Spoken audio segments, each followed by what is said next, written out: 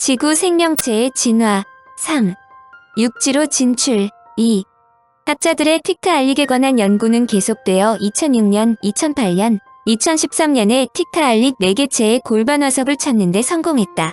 그리고 이를 분석한 결과 뜻밖의 사실이 밝혀졌다. 틱타알릭의 골반은 유스테노프테론보다 훨씬 커 어깨뼈와 비슷한 크기였다. 따라서 배지느러미에 연결된 뼈, 즉 사지동물의 넙다리뼈와 정강이뼈, 종아리뼈에 해당 크기도 어깨에서 가슴 지느러미에 연결된 뼈와 비슷할 것으로 추정했다. 이는 틱타알릭이 배 지느러미를 움직여 못해서 이동할 수 있었음을 뜻한다. 즉, 전륜구동에서 후륜구동으로의 전환은 사지동물이 나온 뒤가 아닌 그 전에 이뤄졌다는 것을 의미한다. 흥미롭게도 틱타알릭의 골반 역시 물고기와 육상동물의 과도기적 특징을 지니고 있다. 즉 크기는 기존 물고기보다 훨씬 커져 몸에서 비율이 초기 사지동물로 3억 6,500만 년 전에 살았던 아칸토스테가와 거의 비슷한 반면 모양은 여전히 물고기에 가깝다. 즉 양쪽 배지느러미에 연결된 골반이 아직 합쳐지지 않았고 엉덩뼈에 붙어있는 엉치느꼴도 없다. 그 결과 틱타알릭의 배지느러미 힘은 기존 물고기보다는 세지만 사지동물의 뒷다리에는 못 미친다. 그러나 틱타알릭의 중요성은 틱타알릭이 물고기와 사지동물을 연결하는 잃어버린 고리, 즉 과도기적 특징을 지닌 존재라는 것이다. 어류와 양서류의 중간 단계가 발견되면서 어류에서 양서류로 진화했다는 가설이 점점 굳혀가지만 양서류로 옮겨가는 과정이 간단한 것은 아니다. 땅에서 살기 위해서는 우선 다리가 필요하다. 어류 가운데 다리와 비슷한 엽상형 지느러미를 지닌 것이 최초의 양서류 조상 후보에 올랐다. 화석으로 남아있는 리피디스티안과 1938년 살아있는 동물로 발견된 속이 빈 등뼈란 뜻의 실러켄스가 그 주인공으로 실러켄스는 뒤에서 별도로 설명한다. 암모나이트도 이 시기에 등장했다. 어류에서 양서류로 옮겨가는 과정에 대한 정보를 제공한 화석은 북극의 엘스미어 섬 외에 그린란드에서도 발견됐다.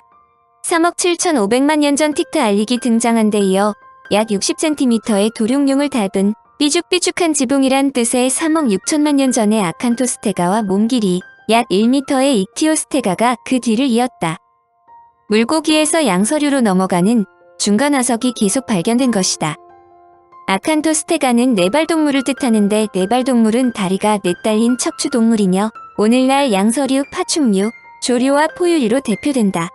대본기의 초기 네발동물이 고생물학자들에게 매우 중요하게 간주되는 것은 이들이 위험을 무릅쓰고 육지로 올라와 결국 육상에 살았던 모든 척추 동물을 위한 길을 열어주었기 때문이다. 현재 대본기 네발동물이 가장 풍부하게 발견되는 장소는 그린란드인데 이곳에서 수십 개의 골격이 통조림 속의 정어리처럼 꽉꽉 들어차 있다. 이 네발동물들이 한꺼번에 죽었기 때문인데 제니퍼 클랩 박사는 고해상도 싱크로트론 엑스레이를 이용하여 화석 다리뼈를 스캔했다. 싱크로트론 엑스레이를 사용하면 촘촘하게 쌓여있는 표본들에 손상을 주지 않은 채 현미경으로 봐야 하는 세부 사항들을 마치 진짜 조직학 슬라이스들을 보는 것처럼 살펴볼 수 있었다. 클랩 박사는 연구에 사용된 아칸토스테가의 화석 모두가 미성숙한 개체로 이들의 나이는 최소한 6살 또는 이보다 더 많았을 것으로 추정했다. 아칸토스테가의 성장은 아직 느려지지 않은 상태인데 성장이 느려진다는 것은 성적으로 성숙했음을 의미한다. 연구원들이 주목한 것은 아칸토스테가의 앞다리가 발생이 더 진행되기 전까지 연골 상태로 남아있다는 점이다. 연골은 뼈와는 달리 광물화되지 않은 조직으로 탄력이 있는데 연골로 된 앞다리는 물 밖에서 동물의 몸무게를 지탱하기에는 너무 약했다. 주로 물속에서 살아야 했다는 것을 뜻한다. 그 중에서도 아칸토스테가는 어류와 육상동물의 중간 형태를 확실하게 보여주는 것으로 중요성을 부여받았다. 또한 아칸토스테가 다리의 고령성이 시작되는 시점은 개체에 따라 편차가 크다는 것이 발견되었는데 이를 통해 성적 이형성이나 적응 전략 혹은 경쟁과 관련된 크기 변이가 존재했을 가능성이 있다고 설명한다. 익티오스테가가 등장한 시기는 대본기 말기로 대기의 산소 농도가 낮았다. 그런데 이때 대멸종이 일어났다. 멸종이 일어나던 시절에 과연 육지로 진출할 수 있었을까 하는 의문도 제기되었지만 진화는 그렇게 일어난다. 생존 조건이 나쁠 때 생물 종의 수는 줄어들지만 이때 새로운 몸의 설계가 이뤄진다. 산소가 낮은 시기가 진화의 적기였다는 뜻이다. 이후 이키오스테가에 대한 연구는 계속 진행되었는데 이 동물의 특징은 잘 발달된 발과 물고기처럼 꼬리도 달려있다는 점이다. 학자들이 내기를 했다. 이키오스테가가 발 달린 물고기인지 아니면 물고기를 닮은 양서류인가이다. 그런데 학자들은 이키오스테가의 발과 발목을 연구한 결과 이들이 물속에 잠겨 부력의 도움을 받지 않았다면 몸을 지탱할 수 없었을 것이란 사실을 밝혀냈다. 육상에선 살 수 없다는 뜻이다. 결론은 이키오스테가는 양서류라기보다는 발 달린 물고기로 주로 수중 생활을 했을 것으로 추측한다.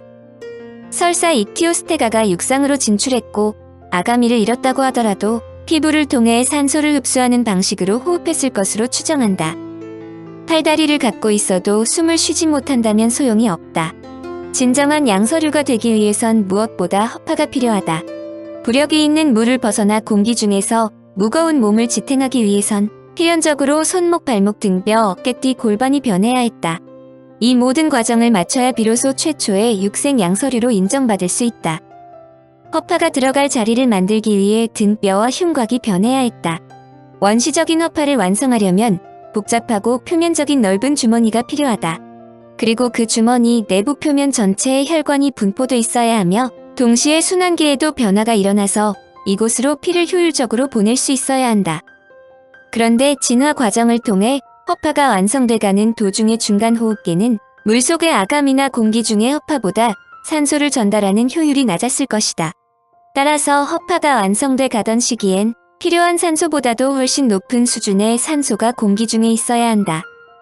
그런데 3억 7천만 년 전부터 3억 6,800만 년까지 200만 년 동안 대기의 산소 수준은 12에서 14%로 떨어졌다. 학자들은 산소 농도가 낮아진 이 기간 동안 육상으로 진출했다가 낮은 산소 농도를 견디지 못하고 다시 물로 돌아가는 역진화 현상이 있었다고 생각한다. 그 이유 때문인지 이키오스테가도 등장했다가 금세 사라졌다. 대기의 산소 농도가 다시 높아진 것은 3억 1,800년 전인 석탄기 후기다. 석탄기란 이름이 붙은 이유는 지금 발견되는 석탄이 생성된 시기가 이때까지 거슬러 올라가기 때문이다. 이 시기에 대기의 산소 농도는 극적으로 상승했다. 석탄기 마지막 구간엔 대기 중 산소 농도가 35%에 달했다. 지구 역사에서 유일무이한 시기다. 틱타알릭은 어류의 이야기를 들려주는데 그치지 않는다. 틱타알릭은 우리 몸에도 남아있다. 틱타알릭 이전의 모든 물고기들은 두개골과 어깨가 일련의 뼈로 연결돼 있어서 몸통을 돌리면 목도 함께 돌아갔다. 그러나 틱타알릭의 머리는 어깨와 떨어져 있어 자유롭게 움직인다. 틱타알릭이 작은 뼈 몇 개를 잃어버린 덕분이다. 이는 양서류, 파충류, 조류, 포유류 그리고 사람이 공유하는 특징이다. 인체 골격의 모든 부분의 속성이 틱타알릭까지 거슬러 올라가므로 학자들은 틱타알릭을 내 안의 물고기라고 표현했다. 대략 3억 6천만 년 전 석탄기가 시작된다.